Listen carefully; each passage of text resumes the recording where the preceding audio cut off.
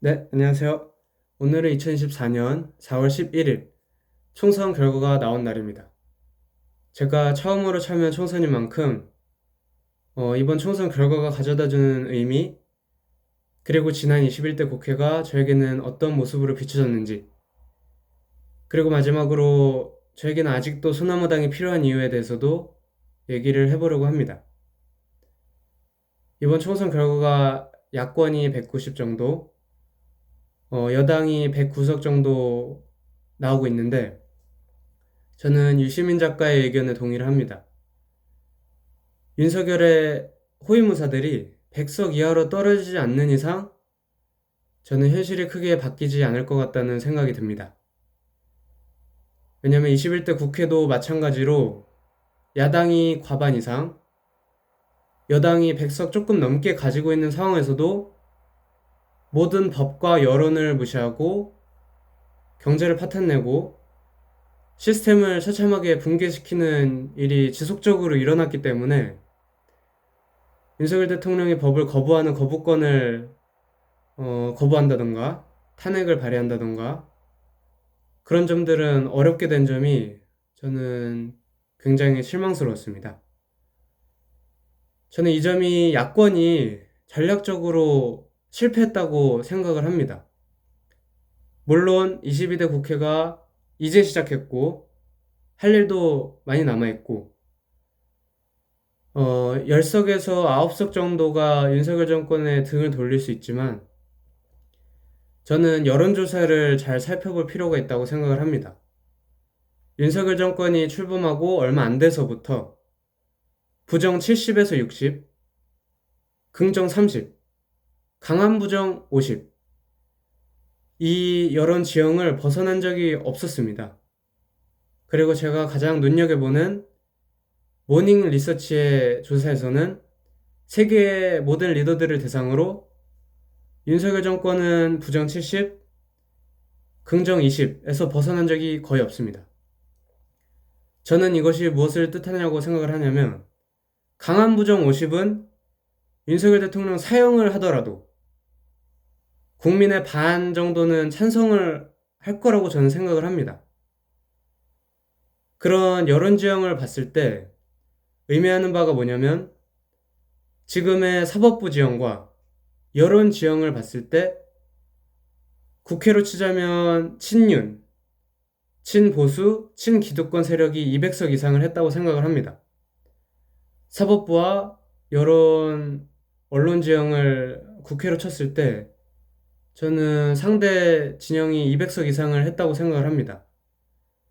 그런 상황에서도 여론이 탄핵 전선으로 들끓고 있는 상황은 저는 야당은 무슨 수를 써서라도 탄핵 전선의 선봉장이 되고 박정은 대령이나 내부 고발자들, 윤석열 정권과 가장 잘 싸우는 사람들을 보호해주는 최전방에서 열심히 싸웠어야 되지 않나. 제21대 국회가 그런 점에서는 굉장히 아쉽고요.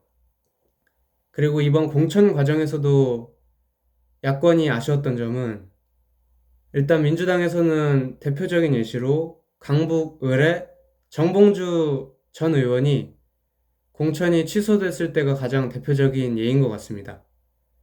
정봉주 의원은 제가 봤을 때는 국회에 들어가면 야성을 가장 잘 살릴 수 있는 후보로 봤었는데 부적절한 사과 때문에 후보직을 내려놓았어야 했는데 저는 그 다음이 가장 문제였다고 생각을 합니다.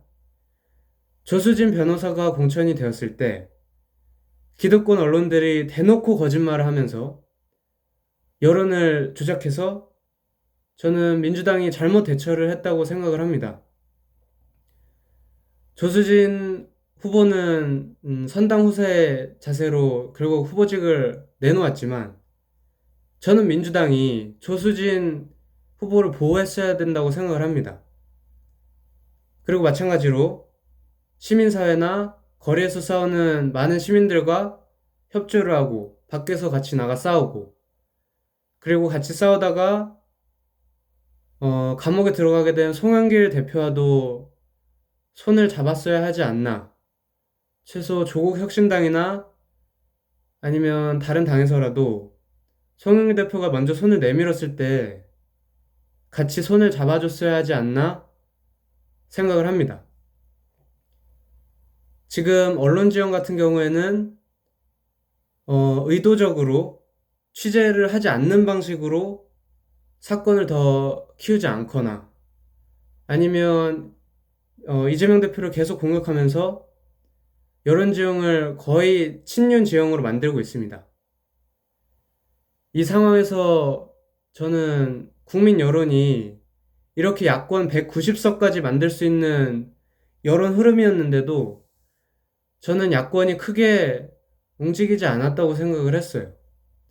가만히 있으면서 어떻게 되면 윤석열 대통령이 탄핵이 되겠지. 200석이 저절로 생기겠지. 저절로 200석으로 탄핵이 발의가 되겠지. 생각을 하고 움직인 게 아닌가. 지난 21대 국회는. 저는 그렇게 생각을 합니다. 그래서 지난 21대 국회의원들은 추미애 장관이 하는 얘기를 잘 들어봤으면 좋겠어요. 추미애 장관은 윤석열 정권이 어떻게 탄생하게 됐는지에 대해서도 얘기를 잘 하고 있고, 윤석열 정권이 어떻게 만들어졌는지에 대해서 원점에서 재검토를 해야 된다는 점, 저는 21대 국회가 다시 되돌아봐야 된다고 생각을 하고요. 그래서 저는 소나무당이 지금은 영석이지만 총선 전에 싸웠던 방식대로 포기하지 않고 계속 싸운다면 저는 윤석열 탄핵 전선에 많은 지지를 받을 수 있다고 생각을 합니다. 저 또한 그럴 것이고요.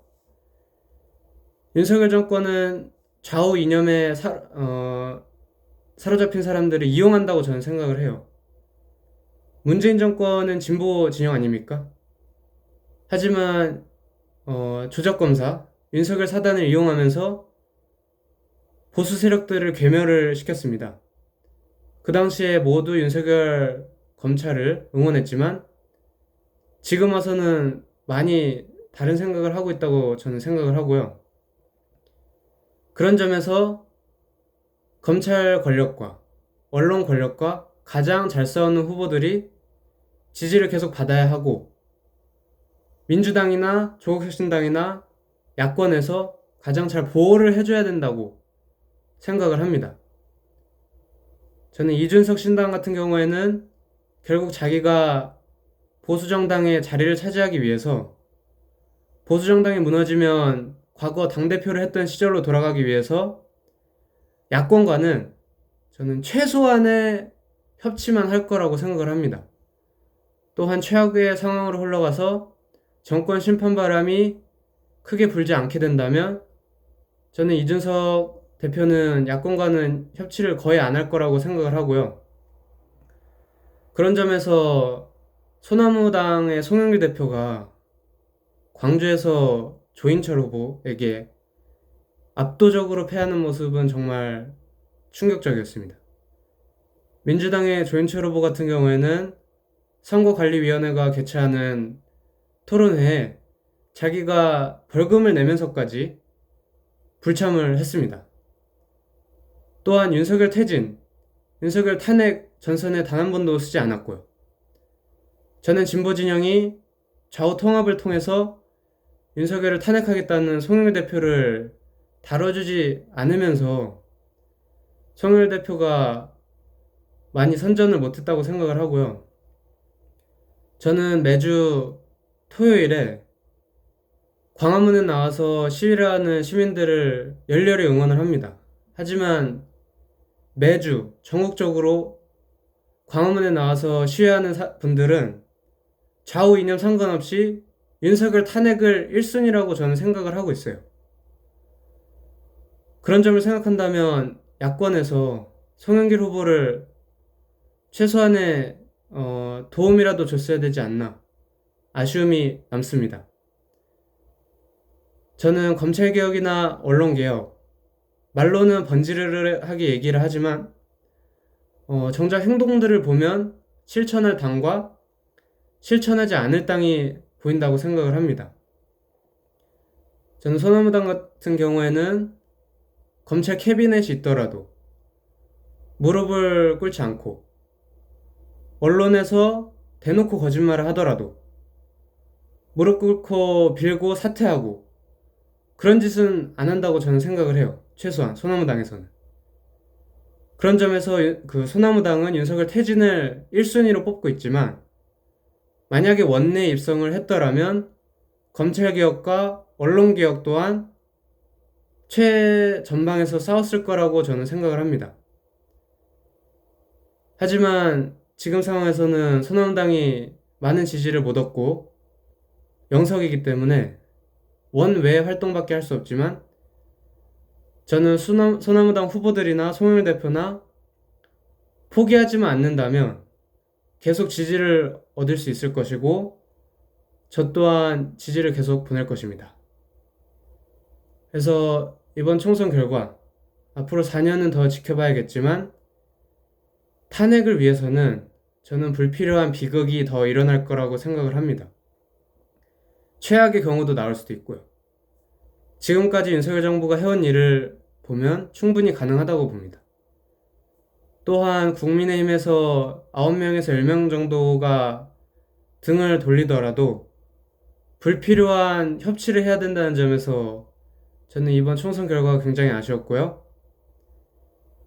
이번 소나무당 후보 정말 열심히 싸워준 점에 대해서 저는 고맙게 생각합니다.